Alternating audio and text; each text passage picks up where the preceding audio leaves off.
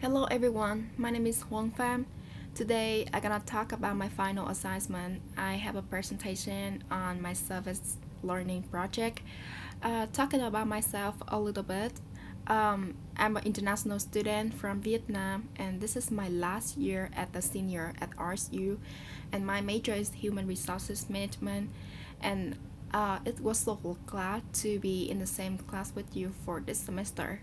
Okay, let's start it with my presentation. So the first thing, how were the nonprofit organization employee selection and evaluation align with HR best practice? The first thing, human resources management best practice are generally followed when selecting and evaluating employees for nonprofit organizations, where there are many minor change depending on the size and the missions of the company, since the salaries and the compensation are typically lower at the nonprofit organization than other normal organizations, but the nonprofit will still apply the same process for candidate about evaluation and selection, but they will be more accommodating. So, what the differences and similarity that you see between the nonprofit selection and evaluation operation and other you study? Let's talk about the differences first. The first thing I can see is that the interview process appeared to be open and easier for both candidates and the interviewer. The second thing is that the steps in the selection and the evaluation process that my nonprofit organizations use might also not be all inclusive, which could mean that rather than having to strictly apply theory to practice, the process has been tailored to organization size, activities, and mission.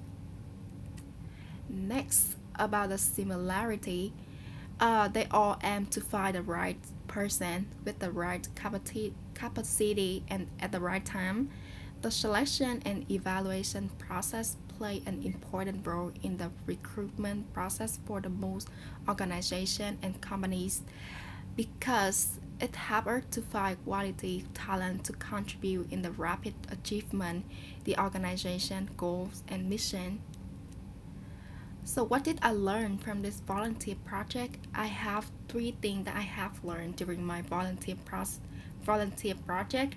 The first thing is that the selection and evaluation process is not as simple as I init- init- initially thought, and it is not too complicated if I apply it correctly.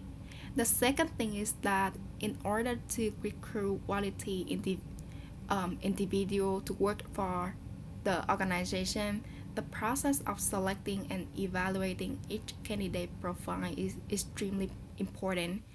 The last thing I have learned is that I have also learned to be more open to selecting people with a criminal record to work for the organization if they meet the requirement that the organization have requested. And if asked, what suggestions could I provide to the director? So this is my suggestions. If possible, I would like to suggest to my founder of the nonprofit organization that she should be more open about her communication during the interview and selection process. The COVID-19 have made people afraid to communicate and have the new habit. Um, and that cannot keep the candidate updated and be transparent. And it can easily to see that the nonprofit fair evaluation and careful selection will hopefully please and inspire on staff members and employees in my organization. And here's some of my information about my project.